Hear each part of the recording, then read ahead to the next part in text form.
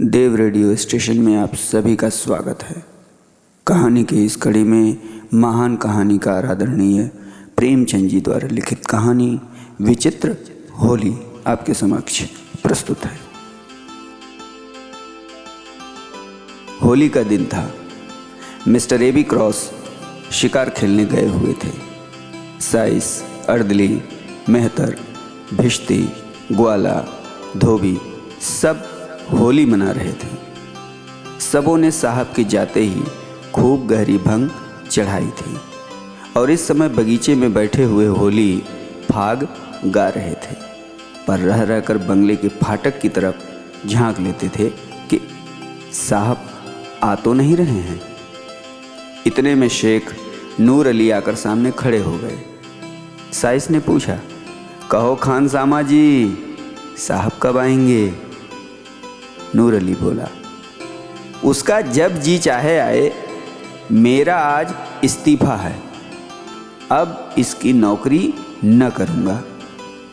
अर्दली ने कहा, ऐसी नौकरी फिर न पाओगे, 4 पैसे ऊपर की आमदनी, नाहक छोड़ते हो।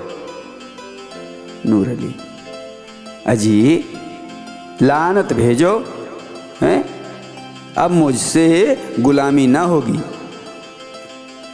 यह हमें जूतों से ठुकराएं और हम इनकी गुलामी करें। आज यहाँ से डेरा कूच है। आओ तुम लोगों की दावत करूं। चले आओ, कमरे में आराम से मेज पर डट जाओ। वह बोतलें पिलाऊं कि जिगर ठंडा हो जाए। साइस, और जो कहीं साहब आ जाएं। नूर अली, वो अभी नहीं आने का, चले आओ। साहब के नौकर प्रायः शराबी होते हैं। जिस दिन से साहब के यहाँ गुलामी लिखाई, उसी दिन से यह बला उनके सिर पड़ जाती है। जब मालिक स्वयं बोतल की बोतल उड़ेल जाता हो तो भला नौकर क्यों चूकने लगे। यह निमंत्रण पाकर सबके सब खिल उठे। भंग का नशा चढ़ा ही हुआ था। ढोल मजीरे छोड़ छाड़ कर नूर अली के साथ चले और साहब के खाने के कमरे में कुर्सियों पर आ बैठे। नूर अली ने व्हिस्की की बोतल खोलकर गिलास भरे और चारों ने चढ़ाना शुरू कर दिया। ठर्रा पीने वालों ने जब यह मज़ेदार चीज़ें पाई तो गिलास लुढ़काने लगे। खान सामा भी उत्तेजित करता जाता था। जरा देर में सबों के सिर फिर गए। भय जाता रहा। एक ने होली छेड़ी, दूसरे ने सुर मिलाया। गाना होने लगा। नूर अली ने ढोल मजीरा लाकर रख दिया। वहीं मजलिस जम गई। गाते गाते एक उठकर नाचने लगा, दूसरा उठा, यहाँ तक कि सबके सब कमरे में चौकड़ियाँ भरने लगे। हू हक मचने लगा। कबीर, फाग, चौताल, गाली गलौज, मार पीट, बारी बारी सबका नंबर आया। सब ऐसे निडर हो गए मानो अपने घर में हैं। कुर्सियाँ उलट गईं, दीवारों पर की तस्वीरें टूट गईं। एक ने मेज उलट दी, दूसरे ने रिकाबियों को गेंद बनाकर उछालना शुरू किया। यहाँ यही हंगामा मचा हुआ था कि शहर के रईस लाला उजागरमल का आगमन हुआ। उन्होंने यह कौतुक देखा तो चकराए। खानसामा से पूछा, ये क्या गोलमाल है शेख जी? साहब देखेंगे तो क्या कहेंगे? नूर अली, साहब का हुक्म ही ऐसा है तो क्या करें। आज उन्होंने अपने नौकरों की दावत की है, उनसे होली खेलने को भी कहा है। सुनते हैं लाट साहब के यहाँ से हुक्म आया है कि रियाया के साथ खूब रब्त जब्त करो, उनके त्योहारों में शरीक हो। तभी तो यह हुक्म दिया है, नहीं तो इनके मिजाज ही न मिलते थे। आइए तशरीफ़ रखिए। निकालूं कोई मज़ेदार चीज़? अभी हाल में विलायत से पार्सल आया है। सेठ उजागरमल बड़े उदार विचारों के मनुष्य थे। अंग्रेजी दावतों में बेधड़क शरीक होते थे। रहन सहन भी अंग्रेजी ही था और यूनियन क्लब के तो वो एकमात्र कर्ता ही थे। अंग्रेज़ों से उनकी खूब जनती थी और मिस्टर क्रॉस तो उनके परम मित्र ही थे। जिलाधीश से चाहे वो कोई हो, सदैव उनकी घनिष्ठता रहती थी। नूर अली की बातें सुनते ही ये कुर्सी पर बैठ गए और बोले, अच्छा ये बात है, हाँ तो फिर निकालो कोई मज़ेदार चीज़, कुछ गज़ल भी हो। नूर अली, हुजूर आपके लिए सब कुछ हाजिर है। लाला साहब कुछ तो घर ही से पीकर चले थे। यहाँ कई गिलास चढ़ाए तो जवान लड़खड़ाते हुए बोले, क्यों नूर अली, आज साहब होली खेलेंगे? नूर अली, जी हाँ। उजागरमल, लेकिन मैं रंग वंग तो लाया नहीं, भेजो चटपट किसी को मेरी कोठी से रंग पिचकारी वगैरह लाए। क्यों घसीटे, आज तो बड़ी बहार है। घसीटे, बड़ी बहार है, बहार है, होली है। उजागरमल गाते हुए, आज साहब के यहाँ मेरी होली मचेगी, आज साहब के यहाँ मेरी होली मचेगी, खूब पिचकारी चलाऊंगा, खूब पिचकारी चलाऊंगा। घसीटे, खूब आबे लगाऊंगा। ग्वाला, खूब गुलाल उड़ाऊंगा। धोबी, बोतल पर बोतल चढ़ाऊंगा। अर्दली, खूब कबीरे सुनाऊंगा, खूब कबीरे सुनाऊंगा। उजागरमल, आज साहब के साथ मेरी होली मचेगी। नूर अली, अच्छा सब लोग संभल जाओ, साहब का मोटर आ रहा है।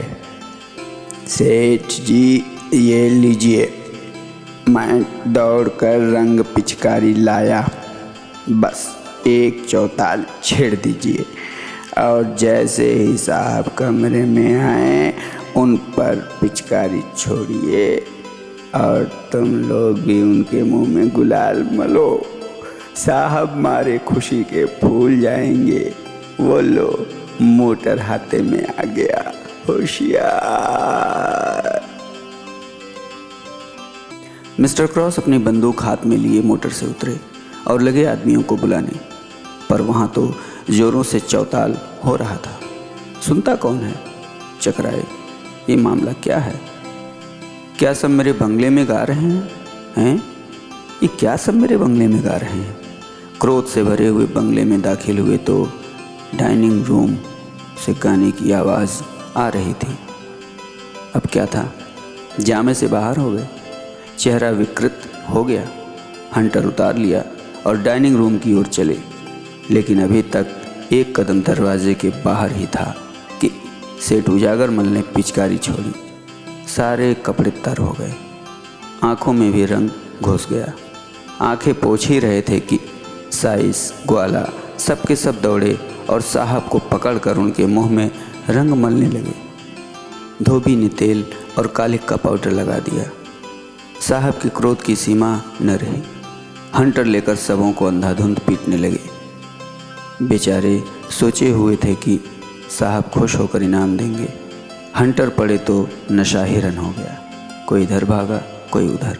सेठ उजागरमल ने यह रंग देखा तो ताड़ गए कि नूर अली ने झांसा दिया। एक कोने में दबक रहे। जब कमरा नौकरों से खाली हो गया तो साहब उनकी ओर बढ़े। लाला साहब के होश उड़ गए, तेजी से कमरे के बाहर निकले और सिर पर पैर रखकर बेतहाशा भागे। साहब उनके पीछे दौड़े। सेठ जी की फिटन फाटक पर खड़ी थी। घोड़े से धम धम खटपट सुनी तो चौंका। कनौतियाँ खड़ी की और फिटन ले भागा। विचित्र दृश्य था। आगे आगे फिटन, उसके पीछे सेठ उजागरमल, उनके पीछे हंटरधारी मिस्टर क्रॉस। तीनों बग टुट दौड़े चले जाते थे। सेठ जी एक बार ठोकर खाकर गिरे, पर साहब के पहुँचते पहुँचते संभल कर उठे। हाथे के बाहर सड़क तक घुड़दौड़ रही। अंत में साहब रुक गए, मुंह में कालिख लगाए। अब और आगे जाना हास्यजनक मालूम हुआ।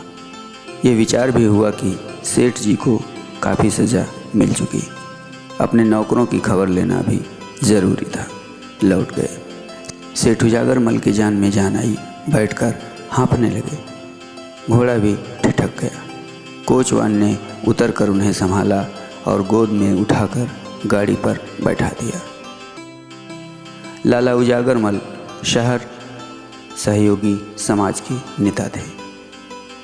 उन्हें अंग्रेज़ों की भावी शुभकामनाओं पर पूर्ण विश्वास था। अंग्रेज़ी राज की तामीली, माली और मुल्की तरक्की के राग गाते रहते थे। अपनी वक्तृताओं में सहयोगियों को खूब फटकारा करते थे। अंग्रेज़ों में इधर उनका आदर सम्मान विशेष रूप से होने लगा था। कई बड़े बड़े ठेके जो पहले अंग्रेज़ ठेकेदारों को ही मिला करते थे, उन्हें दिए गए थे। सहयोग ने उनके मान और धन को खूब बढ़ाया था।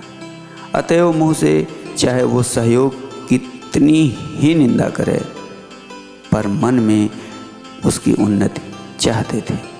उन्हें यकीन था कि असहयोग एक हवा है, जब तक चलती रहे उसमें अपने गीले कपड़े सुखा लें।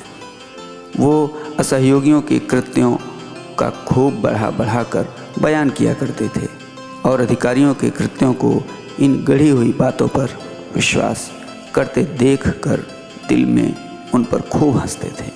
ज्यों ज्यों सम्मान बढ़ता था, उनका आत्माभिमान भी बढ़ता था। वो अब पहले की भांति भीरू न थे। गाड़ी पर बैठे और ज़रा सांस फूलना बंद हुआ तो इस घटना की विवेचना करने लगे। अवश्य नूर अली ने मुझे धोखा दिया। उनकी असहयोगियों से भी मिली भगत है।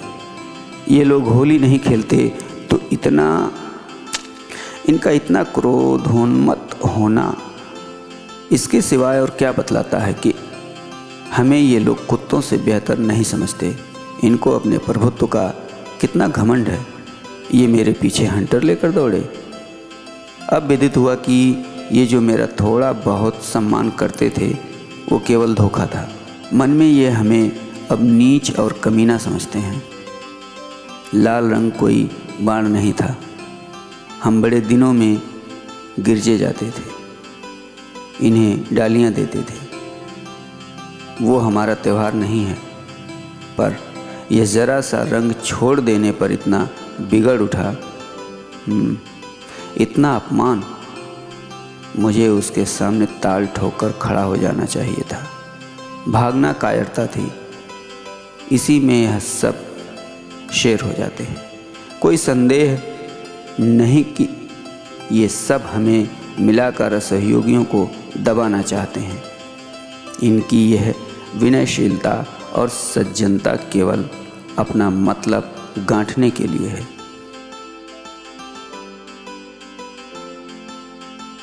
सेठ जी के हृदयगत भाव ने उग्र रूप धारण किया। मेरी यह अधोगति अपने अपमान की याद रह रहकर उनके चित्त को विह्वल कर रही थी। यह मेरे सहयोग का फल है। मैं इसी योग्य हूँ। मैं उनकी सौहार्दपूर्ण बातें सुन सुन फूला न समाता था। मेरी मंद बुद्धि को इतना भी न सोचता था कि स्वाधीन और पराधीन में कोई मेल नहीं हो सकता। मैं असहयोगियों की उदासीनता पर हंसता था। अब मालूम हुआ कि वे हास्यास्पद नहीं हैं, मैं स्वयं निंदनीय हूँ। वो अपने घर न जाकर सीधे कांग्रेस कमेटी के कार्यालय की ओर लपके। वहाँ पहुँचे तो एक विराट सभा देखी। कमेटी ने शहर में छूत अछूत छोटे बड़े सबको होली का आनंद मनाने के लिए निमंत्रित किया। हिंदू मुसलमान साथ साथ बैठे हुए प्रेम से होली खेल रहे थे। फल भोज का भी प्रबंध किया गया था। इस समय व्याख्यान हो रहा था। सेठ जी गाड़ी से तो उतरे, पर सभा स्थल में जाते संकोच होता था।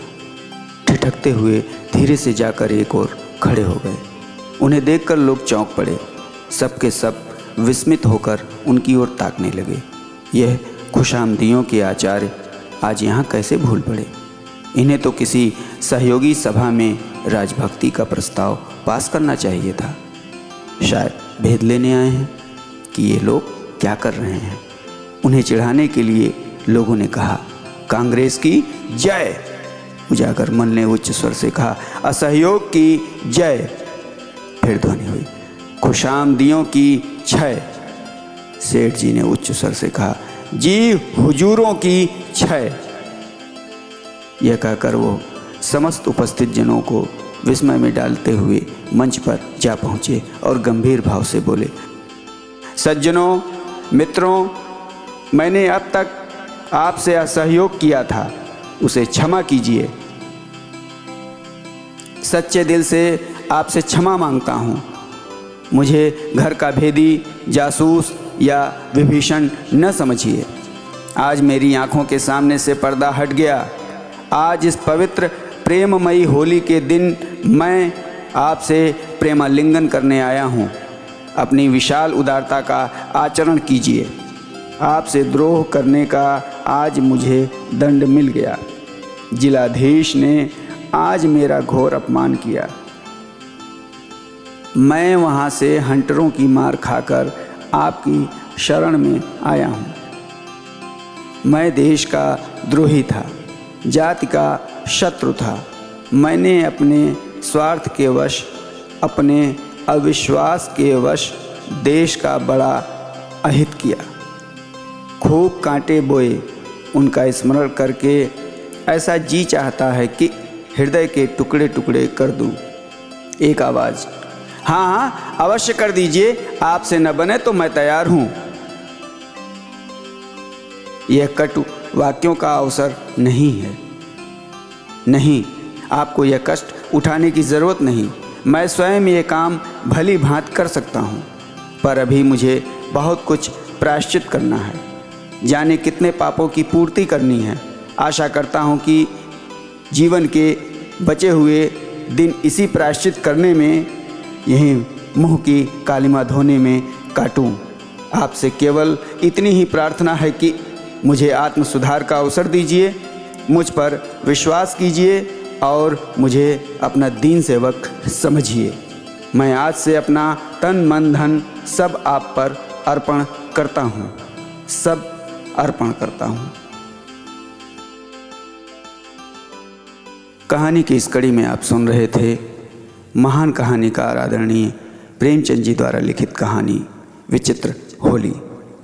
अगली कड़ी में एक नई कहानी के साथ फिर मिलूंगा। तब तक के लिए देवव्रत का प्रणाम।